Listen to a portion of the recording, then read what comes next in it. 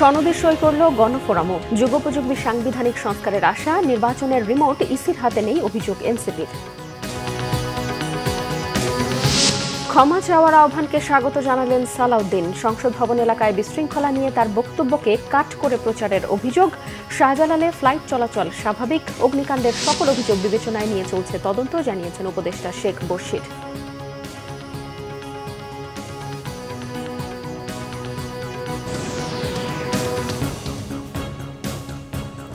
দেখছিলেন crown cement সংবাদ শিরোনাম, এবারে বিস্তারিত। একদিন পর জুলাই জাতীয় সনদে স্বাক্ষর করেছে সংবিধানের প্রণেতা ডক্টর কামাল হোসেন প্রতিষ্ঠিত গণফোরাম। দুপুরে জাতীয় সংসদের এলডি হলে দলটির ভারপ্রাপ্ত সভাপতি অ্যাডভোকেট সুব্রত চৌধুরী এবং দলের সাধারণ সম্পাদক ডক্টর মিজানুর রহমান দলের পক্ষে এই সনদে স্বাক্ষর করেন। এ সময় সুব্রত চৌধুরী বলেন, স্বাধীনতার ঘোষণাপত্র জুলাই জাতীয় সনদে যথাযথভাবে থাকবে আশ্বাস পাওয়ার পরই গণফোরাম স্বাক্ষর করল। এ সময় ৭২-এর সংবিধানের মূল ৪ নীতি জুলাই সনদে সমুন্নত রাখার আহ্বান জানান তিনি। অনুষ্ঠানে জাতীয় ঐক্যমত্য কমিশনের সহসভাপতি ডক্টর আলী রিয়াজ বলেন, প্রতিটি রাজনৈতিক দল জুলাই সনদের সবচেয়ে বড় অংশীদার। এই দলিল ঐক্যমত্য কমিশনের একক দলিল নয়, এটা সবার রাজনৈতিক অঙ্গীকার। তিনি বলেন, যারা স্বাক্ষর করেনি তাদের মতামত দলিলে উল্লেখ আছে। সবাইকে জুলাই সনদে স্বাক্ষর করতে আবারও আহ্বান জানান তিনি। এর আগে শুক্রবার জাতীয় সংসদের দক্ষিণ প্লাজায় আয়োজিত সনদ স্বাক্ষর অনুষ্ঠানে উপস্থিত থাকলেও স্বাক্ষর করেনি গণফোরাম। সাম্য, মানবিক মর্যাদা, সামাজিক ন্যায় বিচার, ধর্মীয় স্বাধীনতা, সম্প্রীতি, এটা নতুন করে দেওয়া হচ্ছে। আমাদের প্রস্তাব ছিল একই সাথে 4 মূলনীতি, গণতন্ত্র, ধর্মনিরপেক্ষতা, সমাজতন্ত্র এবং জাতীয়তাবাদ, এই 4টি শব্দ সহ যদি এটা দেওয়া হতো তাহলে জিনিসটা আমাদের কাছে পরিপূর্ণতা লাভ করত এবং মুক্তিযুদ্ধকে আমরা পরিপূর্ণভাবে ধারণ করতে পারতাম। প্রোক্লেমেশন অফ ইন্ডিপেন্ডেন্সটা যথাযথ সম্মানের সাথে তাদের প্রস্তাবের মধ্যে এটা বহাল থাকবে। এই দলিল কোনো কমিশনের একক দলিল নয়, এটা সকলের সম্মিলিত প্রচেষ্টার রাজনৈতিক অঙ্গীকারপত্র। আমাদের আহ্বান, আসুন আমরা সকলেই স্বাক্ষর করি, যেন আমরা কেবল এই দলিলটিকে পূর্ণাঙ্গই করে তুলতে পারি না, এটা বাস্তবায়নের ক্ষেত্রেও আমরা অগ্রসর হতে পারি। সুষ্ঠু নির্বাচন আয়োজন করার কোনো যোগ্যতা বর্তমান নির্বাচন কমিশনের নেই বলে মন্তব্য করেছেন জাতীয় নাগরিক পার্টির দক্ষিণাঞ্চলের মুখ্য সমন্বয়ক হাসনাত আব্দুল্লাহ। ইসির দেয়া প্রতীক পছন্দের শেষ দিন রাজধানীর আগারগাঁওয়ে নির্বাচন ভবনে সাংবাদিকদের সঙ্গে আলাপে এই মন্তব্য করেন তিনি। নির্বাচন কমিশন স্বেচ্ছাচারী আচরণ করছে বলে অভিযোগ করেন হাসনাত আব্দুল্লাহ। তিনি বলেন, মধ্যযুগীয় রাজা বাদশাদের মতো আচরণ করছে নির্বাচন কমিশন, অথচ গণবিশ্বাসী ও জনবান্ধব আচরণ হওয়া উচিত ছিল। রিমোট কন্ট্রোল নির্বাচন কমিশনের হাতে নেই উল্লেখ করে তিনি বলেন, অন্য কোথাও থেকে রিমোটের সুইচ চাপা হচ্ছে। ইসির এমন আচরণ সুষ্ঠু নির্বাচনের অন্তরায়। নুরুল হুদার মতো পরিণতি হতে যাতে না হয় এমন সিদ্ধান্ত থেকে বিরত থাকারও আহ্বান জানান তিনি। প্রতীক হিসেবে শাপলা ছাড়া এনসিপির বিকল্প কোনো সিদ্ধান্ত নেই। শাপলা পেতে রাজনৈতিকভাবে মোকাবেলা করা হবে বলেও জানান হাসনাত। প্রবাসী ভোটারদের নামে ইসি কর্মকর্তারা ঘুরে বেড়াচ্ছে বলেও মন্তব্য করেন এনসিপির মুখ্য সংগঠক নাসির উদ্দিন পাটোয়ারি। আমরা বলেছি যে এবং শাপলা ছাড়া কোনো বিকল্প কোনো অপশন নাই। এখন আমরা বিকল্প কেন নিব, এটার আইনগত তো ব্যাখ্যা লাগবে। আমরা দেখেছি এখনো পর্যন্ত কোনো আইনগত ব্যাখ্যা কোনো কিছুই নির্বাচন কমিশন আমাদেরকে দিতে পারেনি। একটা হুইমজিক্যাল, একটা ব্যক্তি নিজের ইচ্ছা মতো করে একটা ব্যাখ্যা দাঁড় করেছে পারসেপশন অনুযায়ী। শাপলাকে কেন তারা রাষ্ট্রীয় প্রতীক বলেছে, অথবা রাষ্ট্রীয় প্রতীক বলে শাপলাকে বলে কেন তারা এই ধোঁয়াশাটা সৃষ্টি করেছে, এই ধূম্রজাল সৃষ্টির মাধ্যমে তারা রাজনৈতিক অঙ্গনে নতুনভাবে একটা বিতর্কের সৃষ্টি করেছে। নির্বাচন কমিশনার আনোয়ারুল ইসলাম সরকার বলেছেন, কমিশন শুধু আইনের কাছে জবাবদিহি করবে, কোনো গোষ্ঠী, দল বা ব্যক্তির কাছে নয়। সকালে সিলেটে এক অনুষ্ঠানে তিনি এসব কথা বলেন। কমিশনার আনোয়ারুল ইসলাম বলেন, অতীতের মতো ভোট হওয়ার সুযোগ নেই।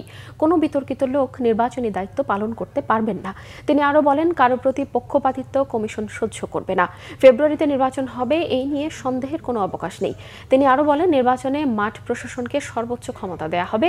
এক প্রশ্নের জবাবে ইসি আনোয়ারুল ইসলাম আরও বলেন, সাংবিধানিক আইন ও বিধি অনুযায়ী কাউকে শাপলা প্রতীক দেয়া সম্ভব নয়। বিতর্কিত কোন লোক নির্বাচনে আসতে পারবে। আইন এবং বিধি অনুযায়ী আমাদের তালিকায় যে মার্কাগুলো রয়েছে, যে প্রতীকগুলো রয়েছে, সেগুলোর মধ্যে যে প্রতীকটা চাচ্ছেন সেই প্রতীকটা না থাকার কারণে নির্বাচন কমিশন দিতে পারছে। নির্বাচন ফেব্রুয়ারিতে না হওয়ার মতো কোনো কাজ বা কোনো ঘটনা এখনো ঘটেনি এবং অনেক কিছুই মিডিয়াতে আসছে। এগুলো আশা রাখি এগুলো আমাদের নির্বাচনে কোনো প্রভাব পড়বে না। বিএনপি স্থায়ী কমিটির সদস্য সালাউদ্দিন আহমেদ বলেছেন, জুলাই সনদ স্বাক্ষর অনুষ্ঠানের আগে সংসদ ভবন এলাকায় বিশৃঙ্খলা নিয়ে তার বক্তব্যকে আংশিক কাট করে প্রচার করায় বিভ্রান্তি তৈরি হয়েছে। তবে তাকে ক্ষমা চাওয়ার আহ্বান জানিয়ে এনসিপির বক্তব্যকে স্বাগত জানান তিনি। রবিবার গুলশানে বিএনপি চেয়ারপারসনের কার্যালয়ে সংবাদ সম্মেলনে সালাউদ্দিন বলেন, তিনি জুলাই যোদ্ধাদের সম্মানিত করতেই বলেছেন, কোনো জুলাই যোদ্ধা এ ধরনের ঘটনায় জড়িত থাকতে পারে না। প্রশ্নের জবাবে তিনি বলেন, রাজনৈতিক দলগুলোর ধারাবাহিক সংগ্রামের ভিত্তিতেই গণ অভ্যুত্থান হয়েছে। বিএনপিকে জুলাই অভ্যুত্থানের বিপরীতে দাঁড় করানোর অপচেষ্টা সফল হবে না। জুলাই সনদ বাস্তবায়নকে একটি প্রক্রিয়ার বিষয় বলেন তিনি। নির্বাচন নিয়ে সংশয় আছে কিনা এ প্রশ্নের উত্তরে তার পাল্টা প্রশ্ন, কেউ কি বলছে ফেব্রুয়ারিতে নির্বাচন চায় না? সাম্প্রতিক কয়েকটি অগ্নিকাণ্ডের ঘটনা একই সূত্রে গাঁথা মনে হলেও তদন্ত শেষ না হওয়া পর্যন্ত কোনো মন্তব্য করা উচিত হবে না বলেও জানান সালাউদ্দিন আহমেদ।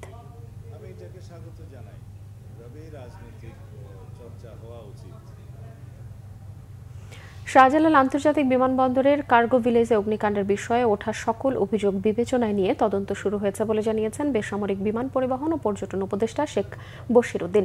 তিনি জানান, কার্গো ভিলেজের অগ্নিকাণ্ডে ক্ষয়ক্ষতির পরিমাণ জানার চেষ্টা করছে অন্তর্বর্তী সরকার।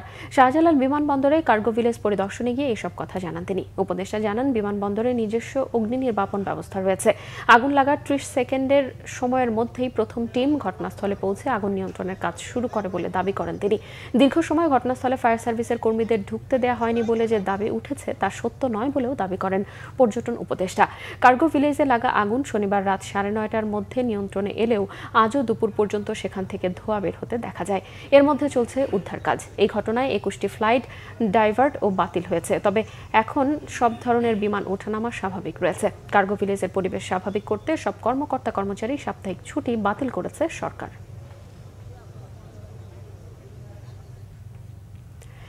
এমপিওভুক্ত শিক্ষক কর্মচারীদের বাড়ি ভাড়া ৫% দেওয়ার বিষয়ে সম্মতি দিয়ে শিক্ষা মন্ত্রণালয়কে চিঠি দিয়েছে অর্থ মন্ত্রণালয়। তবে এই প্রস্তাব প্রত্যাখ্যান করে আন্দোলন চালিয়ে যাওয়ার ঘোষণা দিয়েছেন শিক্ষক কর্মচারীরা। আমরণ অনশনে থাকা বেসরকারি শিক্ষা প্রতিষ্ঠানের এমপিওভুক্ত শিক্ষকদের বাড়ি ভাড়ার ভাতা ৫% হারে দিতে সম্মতি দিয়ে রবিবার অর্থ মন্ত্রণালয় আদেশ জারি করে। এই আদেশ নভেম্বর থেকে কার্যকর হবে বলে জানানো হয়েছে, যদিও শিক্ষকরা এই প্রস্তাব প্রত্যাখ্যান করেছে।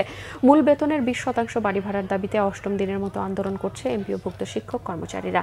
আন্দোলনরত শিক্ষকরা বলছেন, এখন 10% ও সামনের বছর 10% দিতে হবে।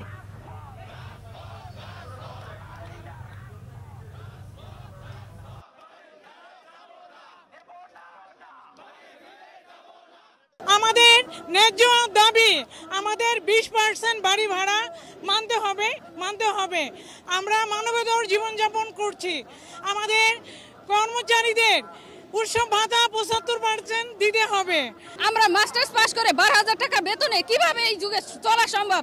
এটা একটা আমাদের শিক্ষা উপদেষ্টা মহোদয় সুবিবেচনার সাথে আমাদের প্রধান উপদেষ্টা একটু বিবেচনা করে দেখবেন, একটা মানুষ কিভাবে এই বর্তমান যুগে কিভাবে 12,000 টাকা দিয়ে জীবন চলাচল করতে পারে। দর্শক, এই ছিল এখনকার মতো। পরের সংবাদ সন্ধ্যা ৬টায়। এর আগে বিকেল ৫টায় রয়েছে নিউজ টপ 10 দেখার আমন্ত্রণ রইল। এতক্ষণ সঙ্গে থাকায় ধন্যবাদ সবাইকে।